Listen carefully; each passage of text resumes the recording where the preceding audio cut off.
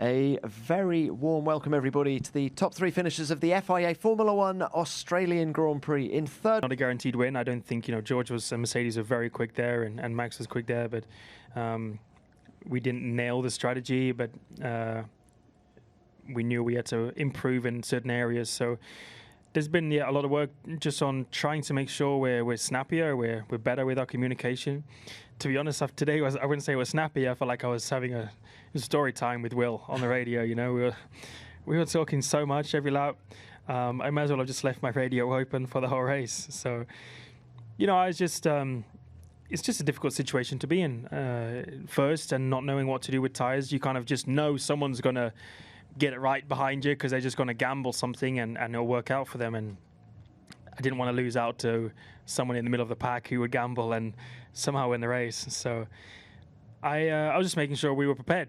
I was doing my part on making sure that the guys on the pit wall here and everyone back in mission control in MTC were aware of what was going on, making sure we were on top of it and making sure we were ready to make the right call. And that right call was made literally half a second before I boxed, was as I was still trying to save the car and make sure I didn't shunt, and it turned out to be the right decision. So it was more just relaying information and making sure we're not overdoing it. It's good amount of information, and I'm just giving them my feelings of, a little bit of drizzle seemed to make quite a big difference for us today. Did for me on the hard tires, and I think that's what allowed us to make that call to box as quickly as we did. So there's a lot more behind the scenes that even I don't know. A lot of it is the strategy team doing their work. So I owe the strategy team a lot of credits for today because they've put in a lot of time and effort over the winter to build up and improve on such things even more. It's not just about driving a car quickly on a day like today, but a big part of it is also that. So, I owe a lot to Will and the strategy team today. Thank you, Lando. Next, please. Michael Doyle, ABC Sport. A question for all of you. A couple of the crashes that happened today were in parts of the circuit that don't have a big runoff area. In those situations, particularly the Fernando Alonso crash, would you have been happy as drivers for a red flag, or were you comfortable driving past the lorries and the marshals that were on track? I was comfortable. Yeah, I thought that was all fine, yeah. I mean, if you crash into that behind the safety car, you're really stupid. You shouldn't be in Formula One then. Yeah. George? Yeah, I think it was all fine.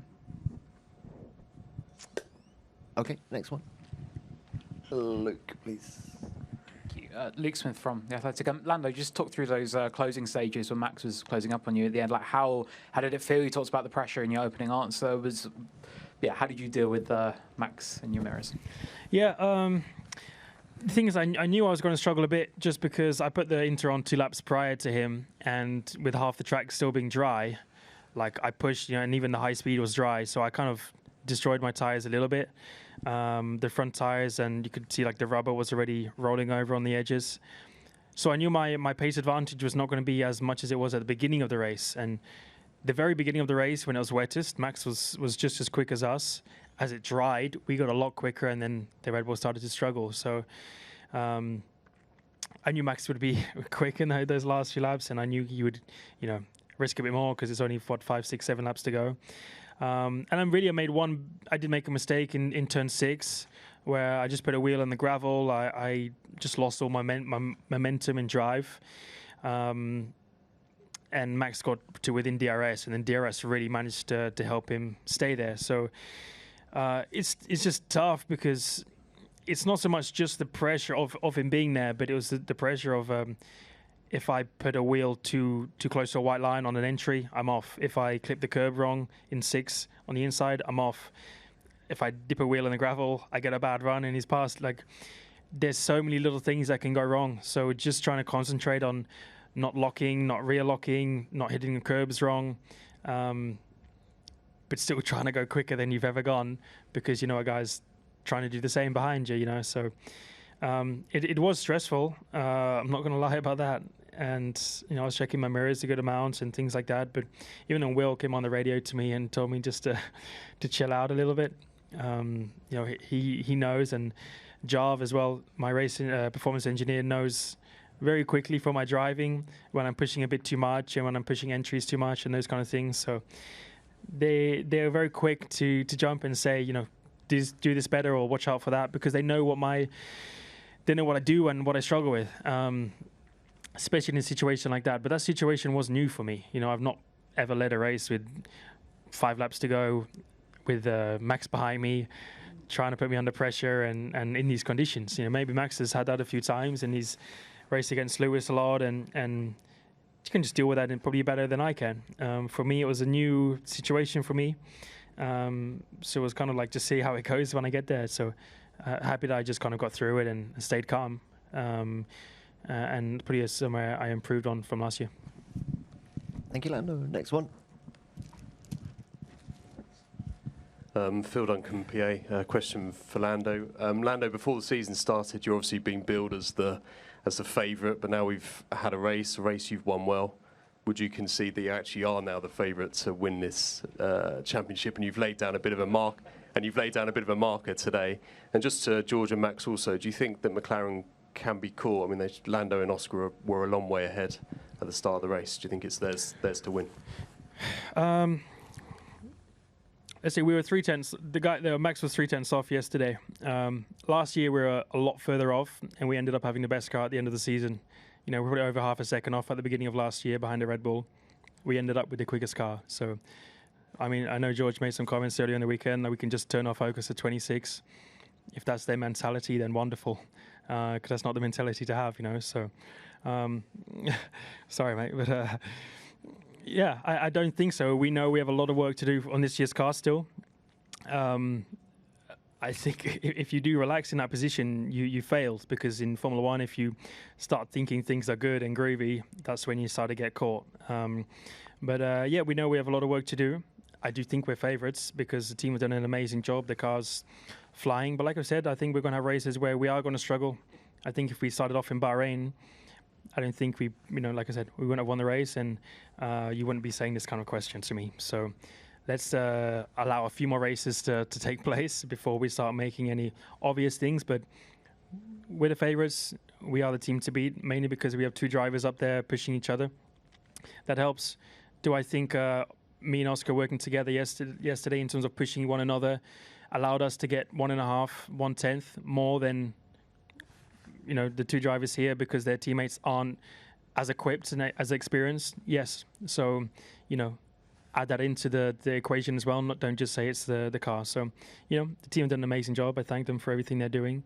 But we know we can make it a lot better still, and that's our aim. We'll try our best. They look pretty good and groovy at the moment. So, yeah, we'll see. Okay, next, please. Yep. Sönke Sievers, FAZ. Question for Lando, please. Lando, you've mentioned before that when it comes to strategy calls and difficult situations that you've practiced and improved these processes over the winter. How exactly does it work? How exactly do you practice these kind of tight situations and moments? That's for us. That's not for something I need to share. They work very hard to improve themselves as a team. Strategy, engineers, mechanics. I don't need to say these things to the media. I let them do their job. It's the same as when I work hard to try and improve in areas I do. Some things I say, some things I don't. People spend a lot of time, they dedicate their lives to this kind of thing. I'm not going to give away how people work and how they try and improve to be the best in their sport, in their job. So, yeah. Thank you.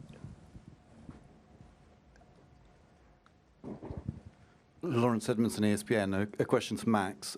When Oscar got past, the 2 McLarens disappeared pretty quickly. I know you said you had your tyres overheating, but were you surprised how quickly the race turned at that point and how quickly they could build a big gap?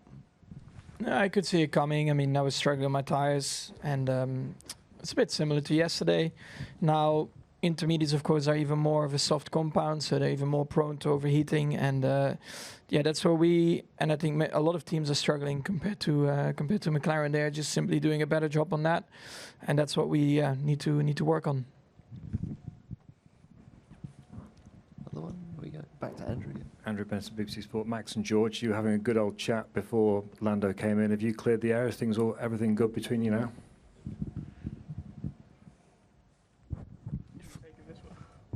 No, it's still shockingly bad. It's always been. Yeah. No, I mean, it's all good. It's all good. What he said.